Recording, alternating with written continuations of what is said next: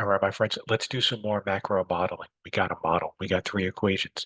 We want to put it all together. In nerd terms, that means find the equilibrium. Let's do some math to figure out what and how that equilibrium is. Then we're going to see how that equilibrium responds to different pieces, different shocks that come from the outside of the system. If we have some time, we'll do a little exercise. So here are the three big equations. We've already defined them, ISMP and PC for the investment savings, goods and services market, monetary policy, money, and the Phillips curve, which we use to represent that relationship between inflation and output, or maybe inflation and unemployment. And we use these to form the aggregate supply, aggregate demand. Now, if you remember, we had got three equations, three endogenous variables, three graphs. How do you find the equilibrium? Well, go back to your Econ 101 training. Think about the fact that you had a two-dimensional space, two lines. You got to find where they cross. That's exactly what we want to do over here. Hopefully you can see my cursor. We want pi EQ, that's inflation equilibrium. We want Y EQ, that's output equilibrium. So how do you do that? Well, let's think about it conceptually, then we'll think about it mathematically. This is a quick summary of the three equations as well as the endogenous, exogenous variables and the parameters. We're trying to solve for the endogenous variables by tuning the parameters given those exogenous variables. Equilibrium is the concept of finding the balance among those endogenous variables. With our model, what that means is let's take a look at the demand side of the economy, which is the balance between goods and services and money, right? People going to buy stuff with money. The two markets need to be in balance at the same time. Also, that stuff has to be supplied, supply side of the economy. All of those pieces have to be in balance at the same time. What that means mathematically is we want to represent the pi, the y, the r as functions of not each other, but as functions of exogenous variables and the parameters. So what we're going to find eventually is a y equals some manifestation of the y stars, pi stars, r stars, the shocks, and all those alpha, betas, deltas.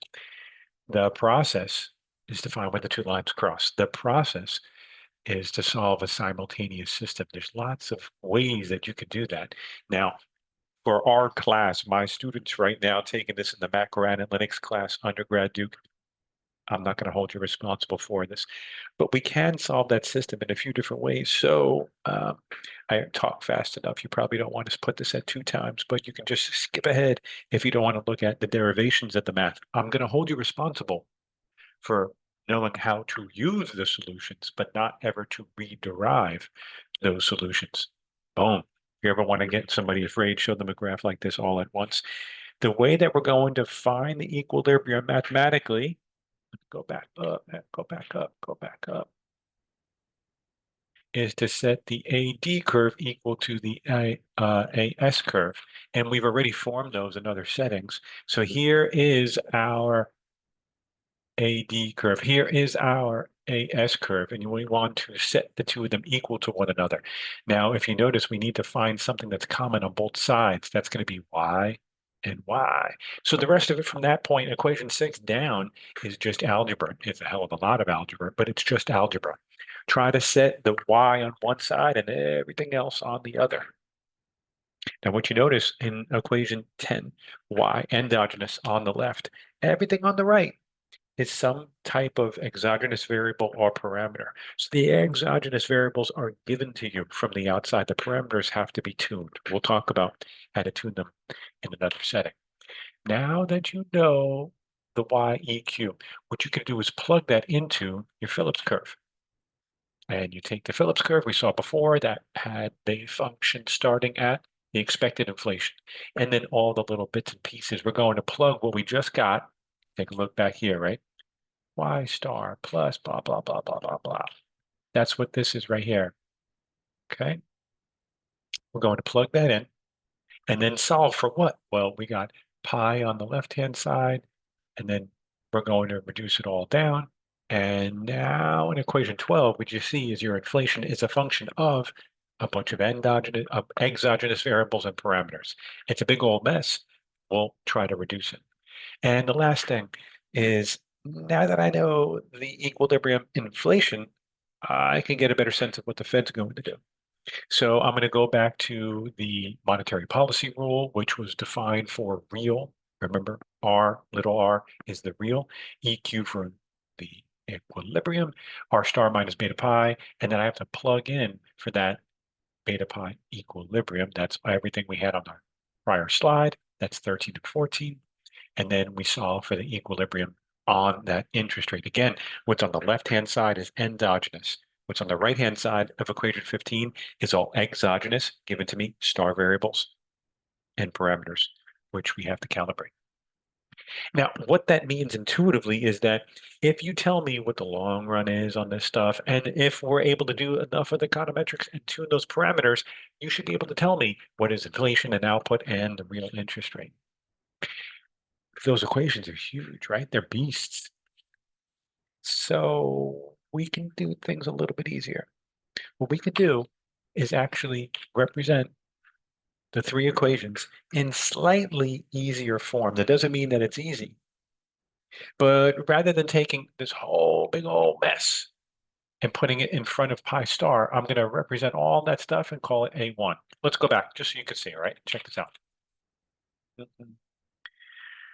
Okay, so we got a pi star, and it's got this delta plus 1 over alpha divided by beta to the minus 1. So all that stuff is in front of pi star. I'm going to call that just simply A1. And there was a bunch of stuff in front of the epsilon IS. I'm going to call all of that A2. And likewise, now, if you remember, the parameters of which we are defining them are always going to be non-negative constants. So the plus sign, the minus sign have intuitive meaning. You don't have to think about if the value of A1 is negative or positive. They're always non-negative. We could take the same tactic and do it for pi. We could do that for R. Each one of them has an exogenous variable with a little parameter in front of it, depending upon the way in which it's simplified. So let's see if we can actually build some intuition around these. We're not going to do every equation. We're not going to do every parameter in every equation, but let's see if we can get a few. So if you take a look at the reduced form specification for equilibrium output, A2, think about what A2 means. Now, if you are a math thinker, a calc thinker, you could always interpret any parameter in front of a variable as a partial derivative. The partial derivative of YEQ with respect to epsilon IS. That's the partial of YEQ with respect to epsilon IS. In other words, right, if I shove what's in the bottom, how much more do I get in the top? If I get a hit to the epsilon IS, how much more output do I get? That's what A2 means. Now, the A2 magnitude is going to tell you how big is that response, sensitivity, elasticity, whatever you want to call it. The sign in front of that, the plus sign, means that if epsilon goes up, epsilon IS goes up, output's going to go up. So think about what the epsilon IS meant for us. You have to go back, back, back. When we were deriving this from the IS curve, right? That's what the superscript means, goods and services market. So if something is causing people to have more demand for goods and services, that's going to generate more equilibrium GDP. Think of it like an increase in government spending, perhaps. That's one of the typical shocks that we've played with, or maybe an increase in consumer confidence, or maybe an increase in animal spirits for investing. Any of these things are positive in the sense that they generate an increased demand for goods and services that's represented by an increase in epsilon IS. Not everything is an increase in epsilon IS. You could think about an increase in taxes. Well, that would actually cause us to have less demand for goods and services. That would cause a decline in epsilon IS and thereby a decline in Y. You don't need to change A2. You don't need to change the sign in front of A2. All right, so that's how I would represent each of the parameters in front of each of the exogenous variables inside of YEQ. Let's do that for pi EQ inflation, beta 2. Think about that. Do the, pause the video, right? Do the partial derivative and think about it, the first principles. I wish I had some like music in the background, as you're working on it. Take the partial derivative of pi EQ with respect to epsilon EQ. It's always the same. If you hit the denominator, how much more the numerator? Okay, the size of the beta 2 is telling you how sensitive inflation is to these supply side shocks. The sign is telling you if epsilon PC goes up, then you're going to have higher inflation. Sensitivity, supply side shocks. Now, think about the way in which we're using this, right? That Phillips curve and the aggregate supply curve is upward sloping. So if we have some type of increase in epsilon PC, it's shifting that supply curve up. Or if you like, shifting it left, which means a higher rate of inflation. Natural disaster, crops, bad weather. All of a sudden you have higher inflation for any given level of production ability. That's what's going to drive the epsilon. That's what's going to drive the pi. Next up, let's think about it from the R. Again, do it from the math, do it from the intuition. What's up, doggy Billy? E t pi t plus 1. E was the expectation at time t, that's a little superscript, a subscript of pi t plus 1. In other words, my best guess today of inflation tomorrow. C2, that's going to be the coefficient. How sensitive are real interest rates to changes in people's inflation expectations? The positive sign is telling us if people think inflation is going to go up, the interest rate, real term, is going to go up. So the C2 again captures that sensitivity, elasticity. That shock enters positively. See the positive sign in front of C2, implying that higher inflation expectations associated with higher interest rates, if individuals or businesses are expecting it for whatever reason, that they see inflation starting to rise, they're starting to make some models, somebody comes out and says something and they believe it, the monetary authority might start to raise interest rates in order to stop that from happening and becoming what we deemed as a self-fulfilling prophecy. All right, now those are all for the three equations inside of our business cycle model. Don't forget there's long run as well. Those are the star variables. So what we can assume is that in the long run, there are no shocks. We're not surprised. We expect inflation to reach its target. And there's some technical assumptions. Don't worry about that. Which means then I'll put EQ again for equilibrium. I'll put LR for long run. We hit Y star, pi star, R star. We're able to hit those targets. Output and all the other endogenous variables are going to revolve around the long run levels, and they get moving above and below for all sorts of reasons. There's plucking theories. You notice how the red line, the real GDP kind of like tends to pull below that potential of the blue line. There's lots of theories that call that plucking. There's real business cycle shocks due to technology advancements and such. All sorts of theories, but in the classical models of the long run, they're revolving around the star variables. Okay, so that's our structure. What I want you to think about now is an exercise. Epsilon IS, we said that's from the goods and services market. I already hinted at one of those applications could be an increase in government spending. And in fact, if you've been working with me on this, we've done this exercise in the IS curve and its derivations. I want you to focus on now the three graphs, ISMP, ASAD. If you get this shock from the outside, what's going to happen to R, pi, Y? And what's the reason for that? So pause the video. Start out at the initial equilibrium. Draw it out. Put those subscripts 1. The key for that, my tip is you're going to look for a balance. And what you notice is that in each one of these graphs, there's a 1, 1, 1. That means everything's at rest. Doesn't mean that it's at natural long run potential level, but it's at rest. Then a shock comes along. Now, where do you start the shock? We've talked before. Epsilon, IS, superscript. So it enters there first. It's not going to enter into the monetary policy because we weren't talking about Fed. And it doesn't start in AD. It never starts in AD because AD is formed from IS and MP. You have to start it from the first principles.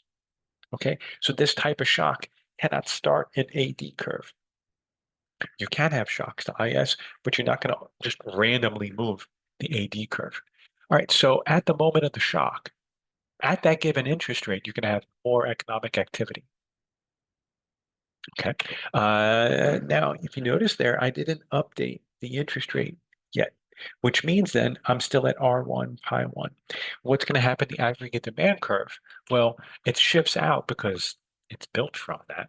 And at that same level of inflation, I have more output. I'll call that pi 1, Y2.